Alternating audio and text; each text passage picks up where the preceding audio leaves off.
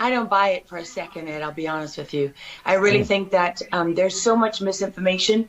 We've never really seen anything like it. I mean, I've been covering wars now for 35 years, and I have never seen people with their nails done in the Ukrainian flag, right?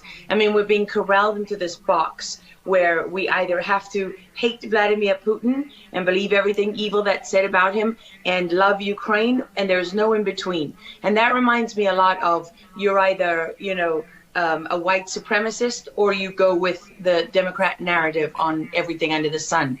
So Vladimir Putin knew exactly what he was doing when he went into Ukraine. The Russian military isn't perfect. They, for example, I've spoken to multiple defense specialists and intelligence specialists from a Defense Intelligence Agency who've studied the Russian military for years. They do have a difficulty mounting complex air operations because they do very little training hours in comparison to, for example, the United States air assets, right, our fighter jet pilots. But Russia is not struggling. What Russia has done from the very beginning has been very strategic. They didn't go straight to Kiev.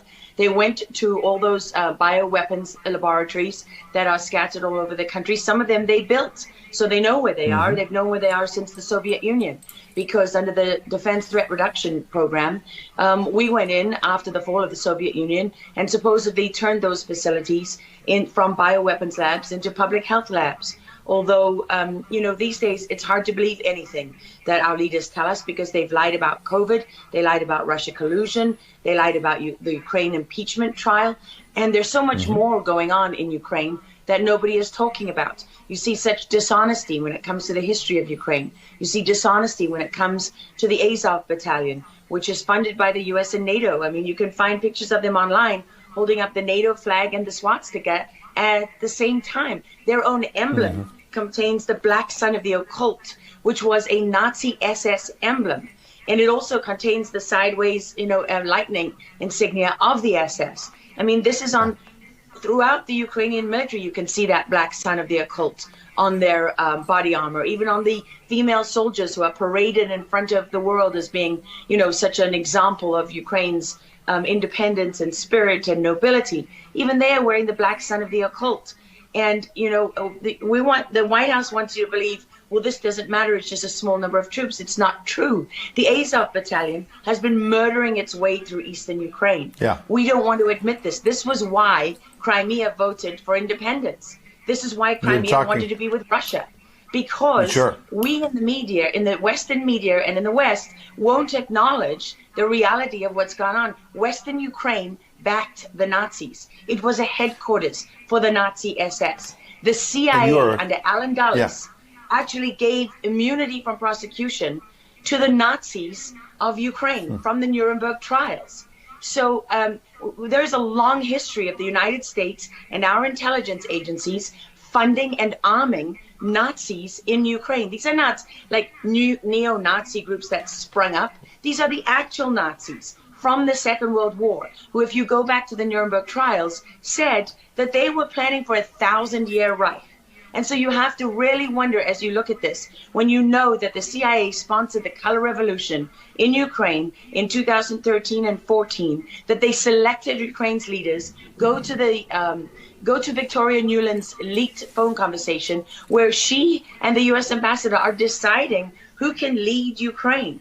I mean, there's as much interference here as you could possibly imagine before you even get to Hunter Biden, Nancy Pelosi, John Kerry, and Mitt Romney, and all of their children who are employed, who earn millions from Ukrainian gas companies. Yeah, you are pointing, pardon me, to a real credibility crisis for our leaders. I want to let Karen Turk jump in. Yeah, I wanted to bring up the fact that President Zelensky is Jewish, and I don't know exactly how this factors in, but there's some very interesting points in what you're saying. And looking at this, you know, you could think it's political theatrics. You made a very good point at the beginning that you think that Putin is in control. And I actually want to play something that Jen Psaki said, because it seems that the White House is actually echoing that sentiment. Watch this. Well, the end game is really a question for President Putin. We have completely crushed his economy. We have provided military assistance, humanitarian assistance to the Ukrainians, enabling them to fight back for far longer than the Russian leadership anticipated. And again, he has to determine what the path forward looks like for him. Thanks, everyone. He's determining what this looks like. And I think that's a lot of what you said, Laura. I'd love to get your thoughts on that, what you just watched.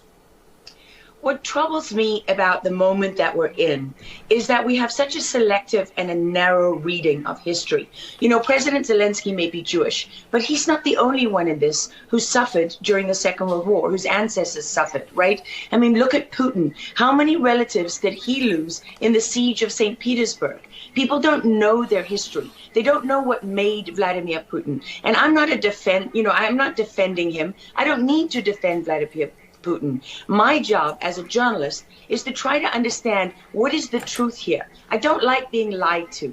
And we're being lied to on an epic scale. When we're told your only choice is you have to be 100% with Zelensky, who's a puppet, who you can find on the internet in black stilettos and leather pants, you know, with shirtless, doing a spoof Dancing with the Stars kind of entertainment video. That's a mock of a Ukrainian group that does this kind of satanic occult type of music video. And I mean, Zelensky was selected like so many of our leaders. And honestly, with big tech and with election fraud these days, we don't know how many leaders all around the world have been selected for us and weren't actually voted in. But what we do know is that there are increasing problems with technology and the digitization of our world.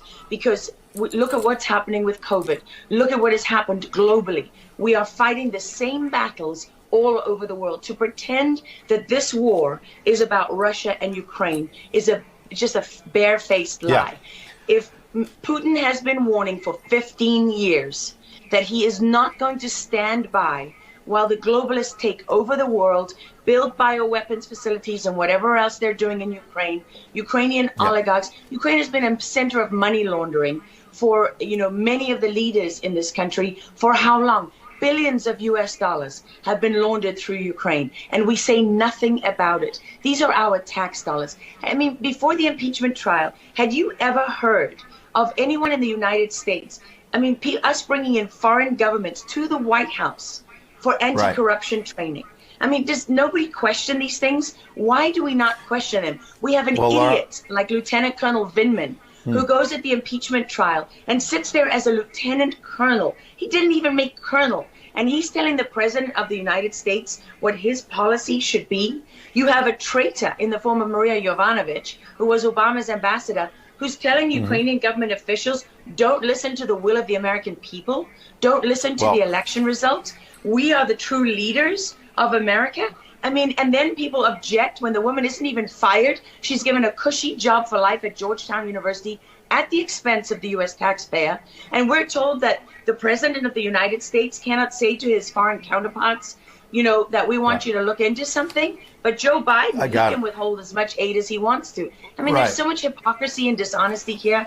And Ukraine is at the center of it all. Go back to Russia collusion. Go to Alexander Chalupa. Go to Eric Karamella, the whistleblower who went to work for Adam Schiff, who wasn't really a whistleblower, and all those corrupt people in the deep state. And you know what?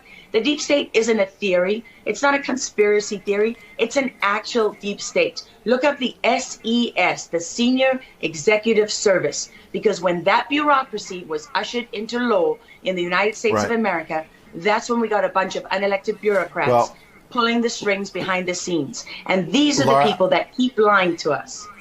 Absolutely. And pardon me, we've got a live chat where we're streaming on Getter, for example, and I'm watching it as you're talking. People are talking about how you're dropping truth bombs and you're a real journalist. And I know that, having worked alongside you for many, many years when you're at CBS and many other places. And maybe they didn't want to hear the truth, but you're dropping those truth bombs now. Unfortunately, we got to hit a break right now. We'd love to have you back in the days ahead. We'd love having you on. Lara Logan, thanks for joining us on Real America's Voice.